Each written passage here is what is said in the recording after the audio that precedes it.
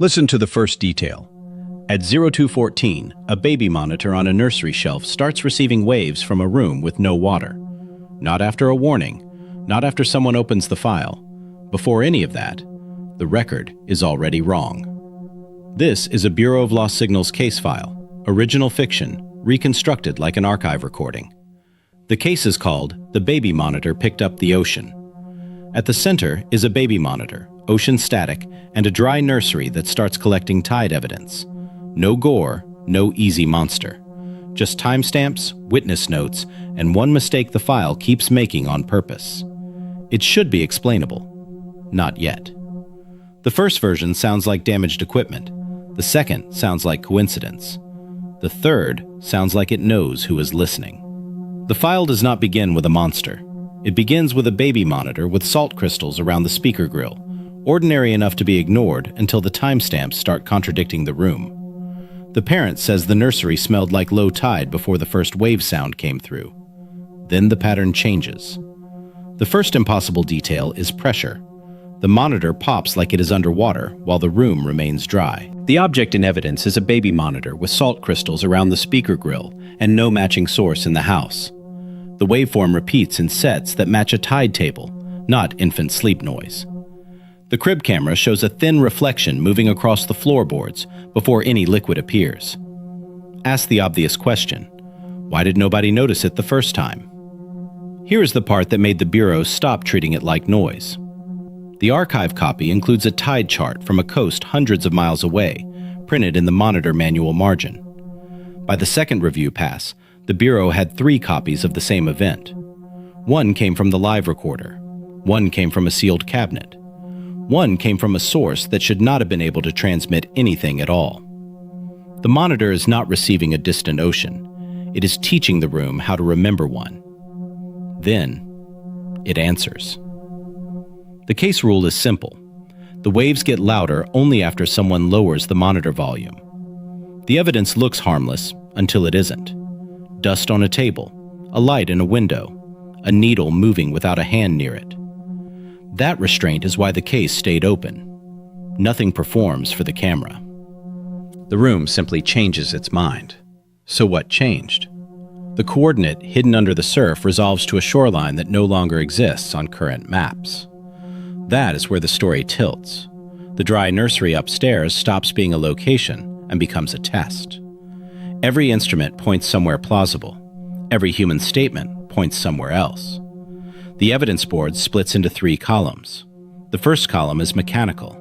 Serial numbers, room temperature, timestamps, custody marks. The second column is human. What the night staff heard, what they refused to write down, and which light stayed on after the recorder stopped. The third column is the one the Bureau never shows publicly, because it tracks what changed after each replay. On the first replay, a baby monitor with salt crystals around the speaker grill behaves like damaged equipment. On the second, it behaves like a transmitter. On the third, it behaves like a witness correcting the official record. That progression matters because it turns a strange object into a chain of custody problem. The Bureau isolates the file in a clean room. No network, no wireless card, no external speaker, and a fresh recorder with a blank index. The sound still arrives with the same low pressure under it, but the silence around the sound is different, as if the new room has been added to the recording. And this is where the room stops feeling passive. One analyst marks the moment the case stops being passive evidence. It is not the loudest moment. It is not the most frightening moment. It is a tiny delay before the next tone, a pause just long enough to feel like the file is waiting for the Bureau to catch up. The physical scene around the dry nursery upstairs never becomes spectacular. That is what makes it worse. No door slams, no impossible figure crosses the frame. The proof is smaller, a shadow that should belong to equipment that is not there, a meter needle settling before power returns, a tag number printed 1 line too early. The public reconstruction uses only the safest fragments, but even those fragments create a pattern. Every time the Bureau removes context to make the case easier to explain, the remaining evidence becomes more direct. The file seems to punish simplification. By mid-afternoon, the archive team tests a control phrase. They write down a sentence that is never spoken aloud. The next recording does not repeat the sentence. It does something worse. It leaves a gap exactly where the sentence would fit. That gap becomes the case's fingerprint. Not a voice, not a symbol, not a threat. An absence with consistent timing, carried from device to device as if the missing part is the message.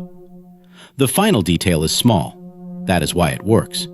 The monitor is not picking up the ocean. It is making the nursery behave like shoreline evidence. The Bureau tried to reduce the file to equipment failure, but each clean room replay carried one extra detail from the room that had just played it. The public copy removes the worst part. The private copy keeps it. The event behaves less like a transmission and more like a memory deciding which machine should hold it next. The final recording catches a lullaby under the waves, but no one in the house is singing. The file is sealed as an ocean-static nursery event with tide table behavior marked active. If the monitor opens that channel again, the Bureau may not be listening to the ocean. It may be standing where the water returns. The next file begins when a camera records tomorrow in a hallway that has already been sealed.